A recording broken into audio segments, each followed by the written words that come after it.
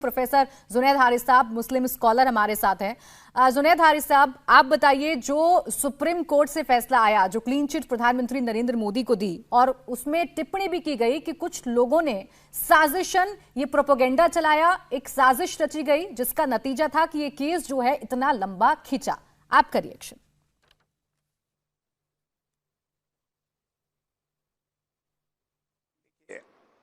मैं नहीं समझता हूं कि सुप्रीम कोर्ट के एक डिसीज़न ही कह सकते हैं इसको, डिसीज़न आने के बाद हमें इस मौजू पर कोई बात करने की ज़रूरत रह जाती है। जाहिर सी बात है कि वो सर्वश्रेष्ठ है, सबसे ऊंचा होने के नाते उस पर तो कोई बात नहीं की जा सकती है।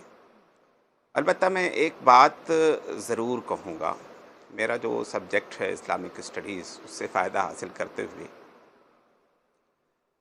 कि एक चीज़ तो बिल्कुल क्लियर होनी चाहिए कि इस मुल्क में जितने भी फसादात हुए, ये बहुत अफसोसनाक रहा कि 1947 के बाद जब हम देश को आगे बढ़ाने की बात कर रहे थे और एक साथ तमाम लोगों को साथ लेकर के चलने की बात हो रही थी और देश निर्माण के लिए जो हमारी कोशिशें होनी चाहिए थी, जाहिर सी बात है उसमें कुछ न कुछ ऐसी बात रही होगी जिसकी वजह से इतने सारे कम्युनल राइट्स हुए, चाहे वो 84 का हो, चाहे वो कश्मीर के पंडितों के हवाले से बातें हों, चाहे वो गुजरात का हो, और मुसलमानों के साथ तो बहरहाल बहुत ज़्यादा हुआ।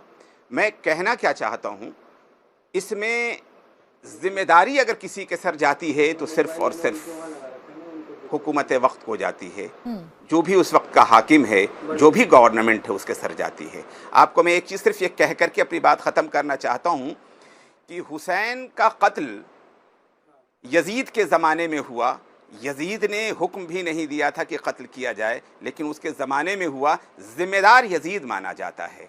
जिम्मेदारी तय कर सकते हैं प्रोफेसर हारिस साहब, लेकिन किसी को ये कह देना कि आप ही ने साजिश रची है, आप ही किसी एक विशेष वर्ग को टारगेट करना चाहते हैं, सवाल इसको लेकर था जिस पर सुप्रीम कोर्ट ने क्लीन चिट दे दी है। मुझे लगता है उदय जी इस बात को बेहतर समझा पाएंगे। उदय जी, आप पूरी चर्चा को सुन रहे हैं कि किसने क्या कहा था, किसने क्या नहीं कहा था, उस वक्त में क्या हुआ था, आप बेहतर समझा सकते हैं कि कैसे ये पूरी साजिश रची गई, कैसे पूरी कॉन्स्पिरेंसी हुई है। देखिए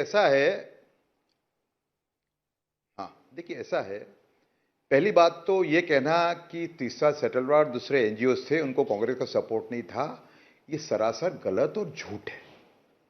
क्योंकि तीसरा सेटलवार यूपीए गवर्नमेंट की एक अहम कमेटी थी जिसका नाम मुझे याद नहीं है, उसकी मेंबर थी, सरकार की कमेटी की मेंबर थी वो, आप समझे? तो ये सरासर गलत है।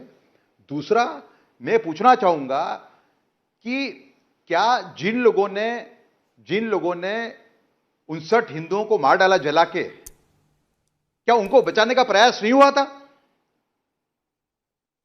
2006 के अंदर लालू प्रसाद यादव, जो यूपीए सरकार के मेंबर थे, रेलवे मिनिस्टर थे, उन्होंने एक बैनर्जी कमेटी बनाई थी, उस टाइम के सेफ्टी कमिश्नर थे रेलवे के बैनर्जी। उनको यह कहा गया था कि आप इन्वेस्टिगेट करिए, ये मर्डर नहीं है, ये तो शायद एक एक्सीडेंट हो सकता है। मतलब जो खूनी थे, जिनके वजह से ये पूरा कांड हुआ, इतना एक बड़ा एक ब्लडी एक एपिसोड हुआ पूरे गुजरात के अंदर, जो आज तक लोग भूल नहीं पाते। उसका जो मेन ट्रिगर था, जो गोधरा के जो एक्यूज थे, बाद में जो कन्विक्ट हुए, जिन्होंने 59 हिंदुओं को जला दिया, उनको बचाने का प्रयास हुआ था, आप समझे? और दूसरा, उस टाइम का आप स्टेटमेंट टटोले, इससे कई नेता हैं, शायद प्रमुख कांग्रेस के नेता ना हो, जिन्होंने कहा है कि अरे, एक कांग्रेस के नेता ने तो स्पष्ट कहा था कि बीजेपी, नरेंद्र मोदी, आरएसएस ने ही 59 हिंदुओं को जला दिया, ये पूरा कांड खड़ा करने के लिए और इलेक्शन जीतने के लिए। तो ये तो बहुत बड़ी कॉन्स्पिरेसी थी। अभी इसका इन्वेस्टिगेशन स्टार्ट हुआ है, इसमें कई लोग आगे जाके इन्वॉल्व हो सकते हैं। जी, निर्णय, चूंकि आप भी देखिए बड़ी ही नजदीक से गुजरात को देखते हैं, गुजरात की सियासत को भी समझते हैं, उन दंगों को भी आपने बखूबी देखा है, समझा है कि वहां पर क्या क्या हुआ, कैसे कैसे हुआ। जैसा कि आप अभी उदय जी कह रहे हैं कि एक ट्रिगर पॉइंट था, 59 हिंदुओं की हत्या होना एक ट्रिगर पॉइंट था जिसका रिएक्शन देखने को मिला, लेकिन इसे जायज बिल्कुल नहीं ठहराया जा रहा। इस पर कार्रवाई हुई, जिम्मेदारी उस वक्त सरकार की तय की गई, लेकिन इसे साजिश के तहत पेश कर देना, इसे आप किस तरीके से बताएंगे हमारे दर्शकों को? देखिए मैं सबसे पहले जो आप सवाल पूछ रहे हैं बात कर रहा हूं मैं, वो जो खूनी थे 59 हिंदुओं के, उनको बचाने का सदंतर प्रयास हुआ है 2002 से लेके 2010 तक, जब वो कन्विक्ट हुए हाईकोर्ट, गुजरात हाईकोर्ट के द्वारा। ठीक है, 8 साल तक वो बचाने का प्रयास हुआ है। उसके अंदर कांग्रेस की भूमिका बड़ी स्पष्ट है।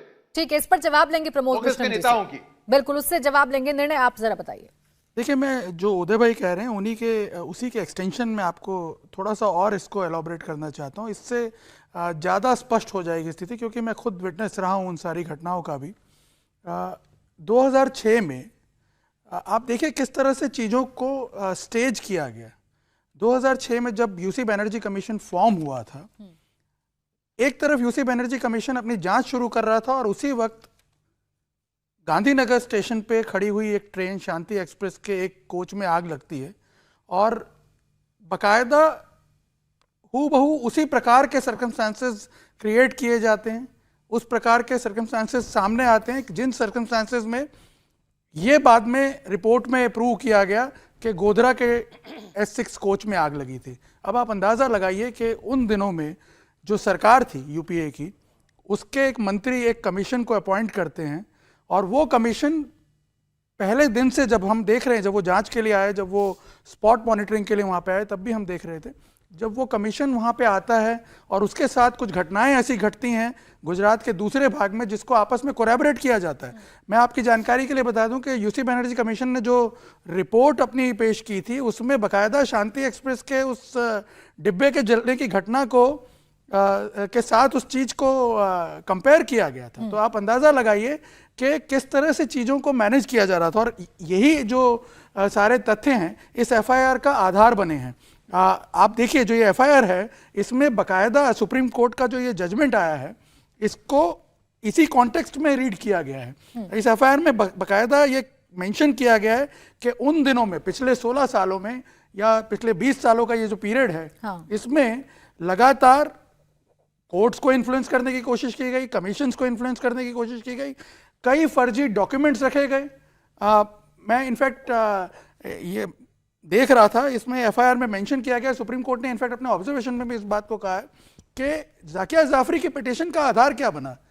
वो एफिडेविट्स जो आरबी श्री कुमार नानावटी कमीशन के सामने प्रेजेंट करते हैं, नानावटी कमीशन के सामने आरबी श्री कुमार ने जो जो डिपोजिशंस किए उसको आधार बना करके जाकिया जाफरी की पिटीशन जो है वो सुप्रीम कोर्ट में फाइल की गई थी। तो आप अंदाजा लगाइए कि कैसे चीजों को मनूवर किया जा रहा है। इंडिया टीवी हर वक्त हर जगह डाउनलोड करने के लिए सर्च करें India TV news Google play store या ऐप स्टोर पर।